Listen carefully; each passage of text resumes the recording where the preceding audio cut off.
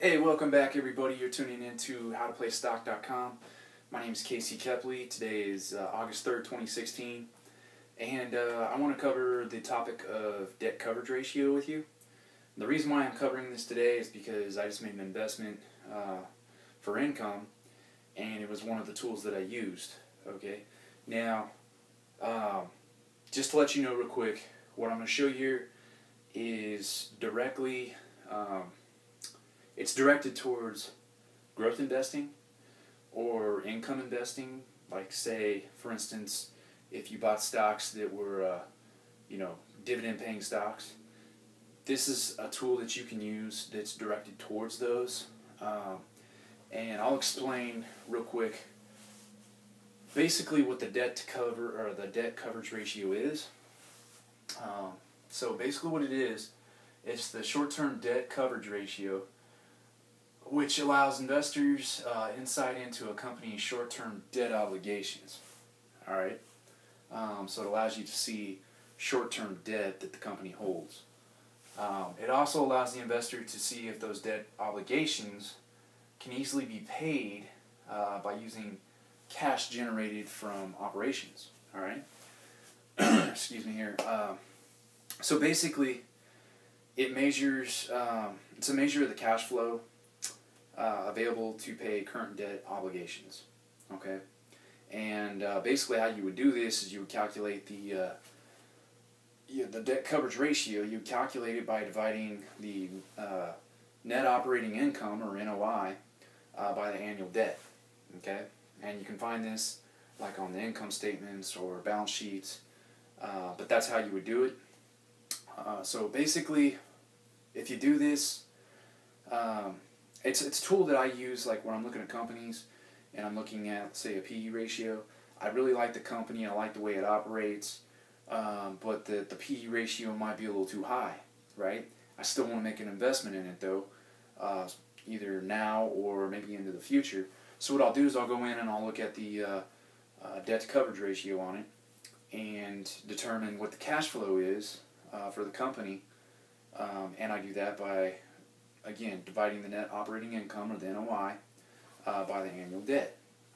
Now, this is important because if you have a company that has cash flow, then you know that that company is probably either, number one, going to continue growing because it has cash flow, and number two, it also has enough money to pay its shareholders the dividend. Okay.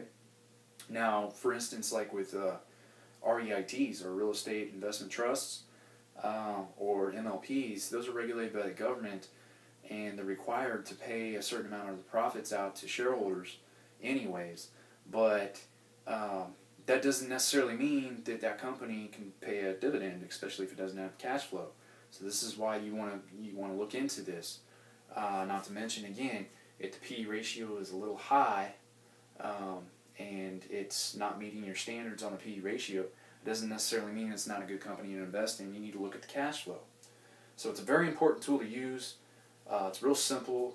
Just all you have to do is pull up the financial statements or balance sheets for a company and look at those figures there for NOI and annual debt.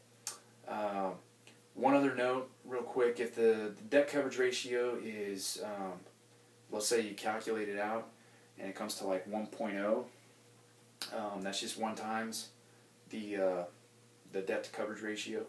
That's all that means. That's basically considered break even. Okay, if it's below 1.0, for instance, after you've calculated the NOI and the annual debt, if it's below 1.0, basically that's signaling to you that the net operating loss is basically, it's based on the proposed debt structure. So it signals net operating loss based on the proposed debt structure. Okay. Sorry, I'm looking down here a little bit. I have to read these notes, make sure I'm getting it right for you. Okay. But that's basically, when you're running your calculations out and you get your figures, that's what you're looking at. Okay. I'm going to cover some other stuff too here in the future with other ratios that you can look at, because PE ratios and debt coverage ratios are just a couple that you can use. Again, when you're picking companies, individual companies like this, and they're paying out dividends to you and you're using it for an income investing strategy, when you're doing that, you have to remember there is risks to this, and it's the risk is a lot greater than, say, if you were to do investing, which would compose of indexing. All right, so you're buying in on a mutual fund or something like that, which covers the entire broad market. This strategy is much different than that, and it basically brings on a little bit more risk. However, with more risk comes more reward. And if you go back to a few of my other videos that I've shot, like on wealth management or managing your money, I specifically say that all risk is, it equals a lack of control. That's what risk is. So if you have less risk, that means you have more control. And one way to do that, again, is to learn these ratios, figure them out, and apply them. Okay? What does that do? That reduces your risk. Okay, so that the growth investing isn't as risky. But that's all I have for today. Again, I'm going to be shooting 2 videos a week, or try to, on Mondays. On Wednesdays and Fridays. I'll be doing that for a couple more weeks, and then school picks back up for me. I'll probably drop it down to 1 video a week because I'm going to get really busy with school. So I apologize in advance for that. But if you have any other questions or comments, please leave them in the video below. If you found this beneficial, go ahead and like and subscribe to the channel. Because right now what I'm doing is putting together videos like this and making playlists, that just take you down step by step on how to do, certain things, how to look for certain things when it comes to investing. Because investing is, if you don't know what you're doing, it can definitely hurt you. Okay? But that's all. Again, that's all I have for today.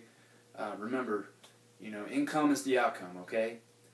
These are today's investors' investing tips, and you're tuning into howtoplaystock.com.